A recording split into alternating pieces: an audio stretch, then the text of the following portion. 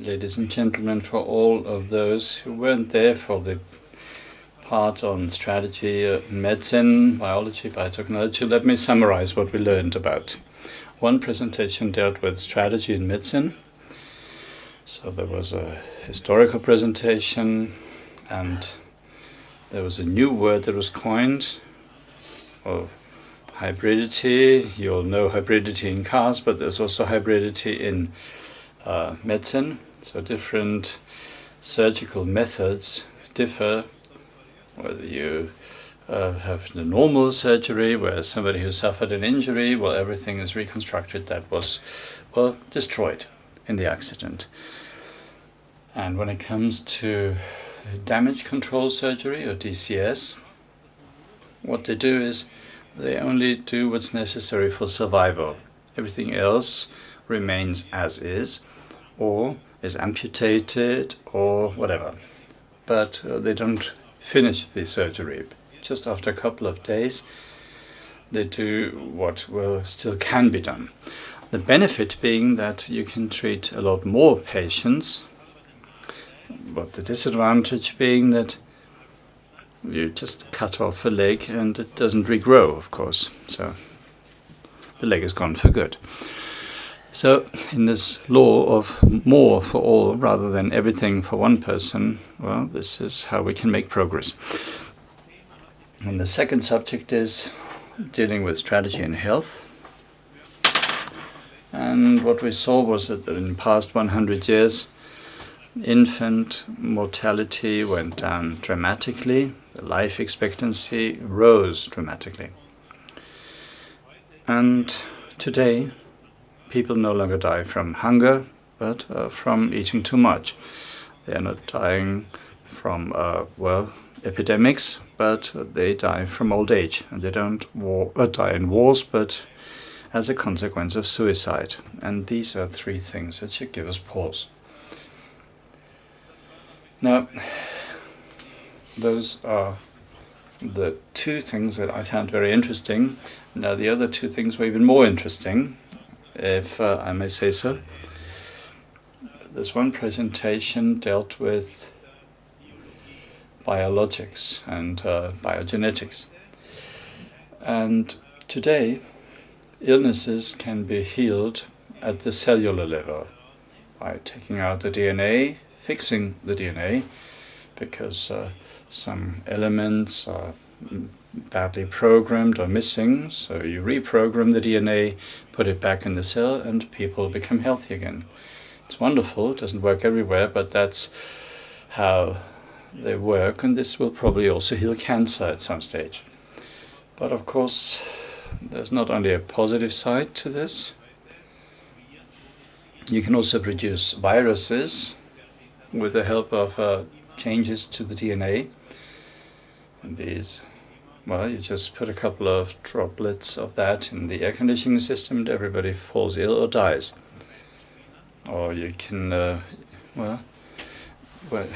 exterminate all of humanity. You just need enough transponders that can do all of that, namely eradicate humanity. So that's interesting, but not a lot of fun.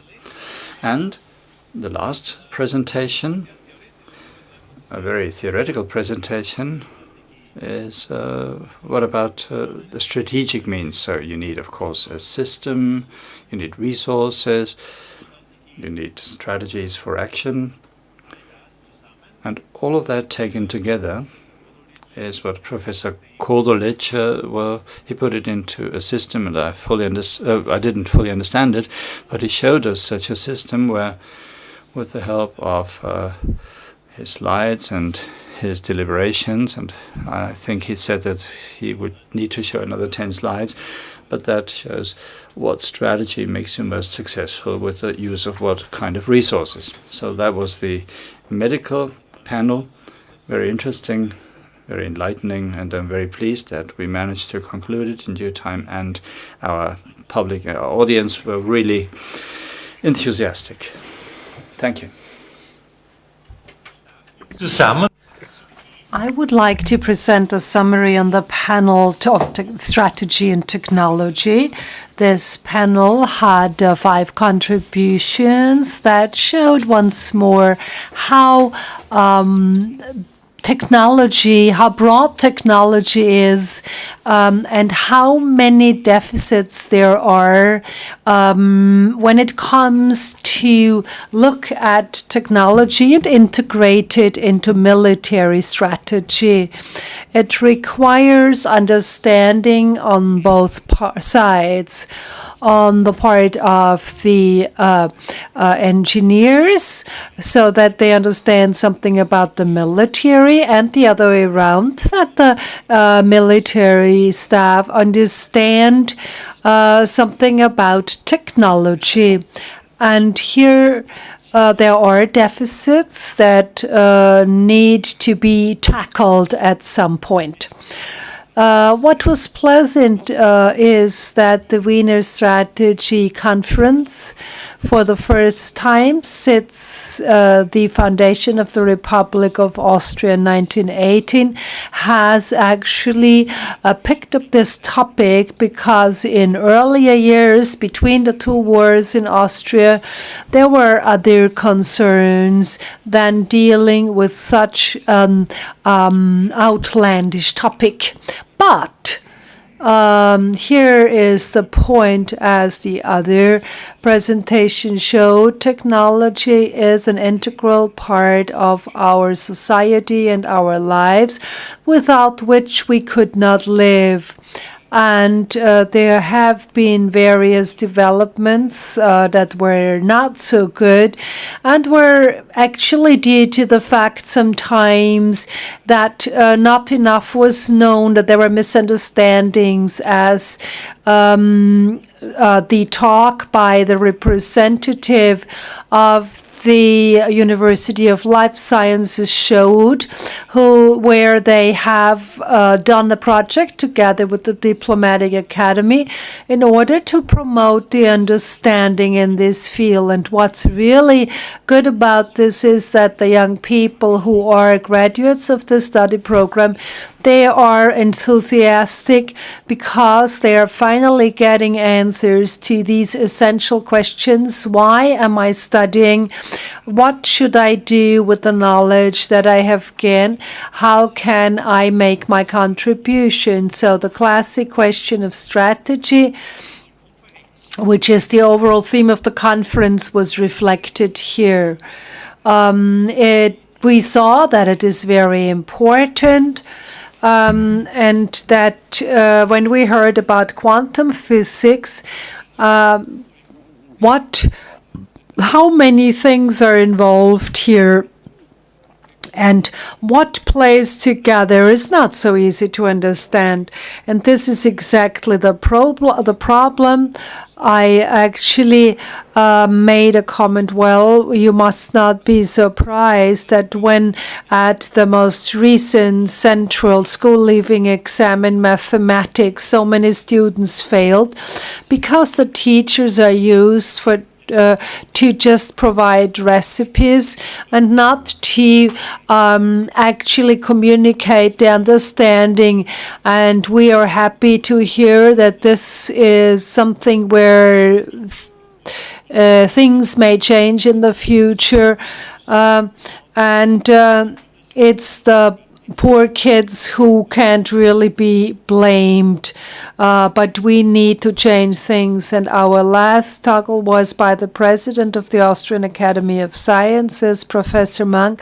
He talked about his life, and this was so interesting, that how, as an engineer, a mechanical engineer in his case, you end up working for the U.S. Air Force developing shelters, or how you design cooling towers for nuclear power plants, that to provide more security. This was truly fascinating. President has been working in China for many years, and was not only teaching there, but was involved in large projects, in the construction of a large bridge between Hong Kong and Macau. And for such projects, there need to be calculations done, and some people need to do that. And we can be proud that we have an Austrian who has these qualifications to tackle such gigantic projects.